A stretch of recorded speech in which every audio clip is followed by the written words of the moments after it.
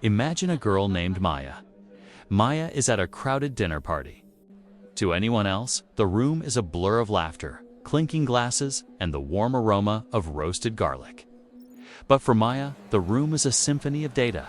She notices the slight tremor in her friend's hand as he reaches for a drink.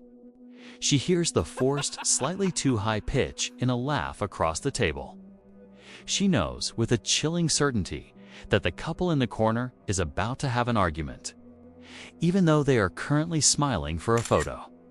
Maya used to think she was crazy, broken, or just too sensitive. But Maya isn't broken. She possesses what some call traumatic intelligence, according to Dr. Bessel van der Kolk in his seminal work. The body keeps the score. Trauma isn't just an event that happened in the past. It is a physical footprint left on the mind and body. Maya's brain has been rewired for one specific purpose: survival. When we experience trauma, our brain's smoke detector, the amygdala, becomes sensitive. It begins to identify threats where others see nothing. This creates a state of hypervigilance, a finely tuned radar that picks up the faintest signals of danger. Today, we dive into Maya's world to see the 10 signs that your trauma has turned you into a sentinel of the human experience. To understand why, Maya sees the world in high definition, we have to look at the 3 main players in her brain. First, the amygdala. In Maya's brain, this smoke detector is always on. It doesn't just look for fire. It scans for the potential of a spark. Second, the thalamus, or the cook. Usually, the thalamus blends our sights, sounds, and smells into a cohesive soup of a story. But in trauma, the cook is overwhelmed. It stops making soup and starts throwing raw ingredients at the brain shards of memory, isolated sounds, or specific smells. Third, the prefrontal cortex, the Watchtower. This is the part of Maya that knows she is safe at a dinner party, but it's currently being outvoted by the smoke detector. This internal conflict creates a person who is hyper-aware. It's a burden, yes, but it's also a form of intelligence that allows Maya to perceive reality at a level most people simply cannot access. Asterisk 1. The expert in micro-expressions, Mia, is in a meeting. Her boss says, "Great job on the presentation." Everyone claps.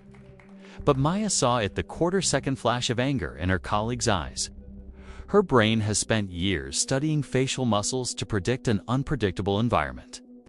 She reads the unsaid as clearly as if it were written on a billboard. 2. The sound category, Maya is at home. She hears a floorboard creak upstairs. While others might ignore it, Maya instantly knows it's the third step from the top. Her brain maintains a vast database of baseline sounds, so it can detect any anomaly. 3. Tactical environmental mapping. When Maya walks into a coffee shop, she doesn't look at the pastries. She looks for the exits. She chooses the chair that puts her back against the wall. This is her Watchtower trying to regain a sense of agency, the feeling of being in charge of her own life. For the predictive simulation, Maya's mind is a supercomputer, running worst-case scenarios. She has a plan for if the car breaks down, if the elevator stops, or if a friend gets upset. Because her past was chaotic, her brain tries to fix the future before it even happens. 5. Hyperempathic. Can walk into a room and feel the vibe instantly. If someone is grieving, Maya feels a physical ache in her chest.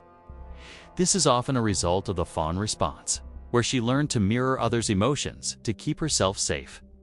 6. Fragments of the absolute. Stranger passes Maya wearing a lavender perfume. Suddenly, Maya isn't in 2026 anymore. She is a child again. Trauma memories are stored as raw sensory fragments because the brain was too overwhelmed to turn them into a story. 7. Calmness in the storm. When a real crisis hits a car accident or a medical emergency, everyone else panics. But Maya is cool, calm, and collected. Her nervous system is already tuned to a level 10 alert. For once, the outside world finally matches her internal reality, the shift detector during a dinner with her partner. Maya detects a 1% change in his tone of voice. To anyone else, he sounds fine. To Maya, he sounds checked out. Her brain is a specialist in detecting the loss of social engagement signals. 9. Systemic pattern recognition in her work as an architect. Maya sees the glitch in a floor plan in seconds. Her mind is trained to find the one thing that doesn't belong.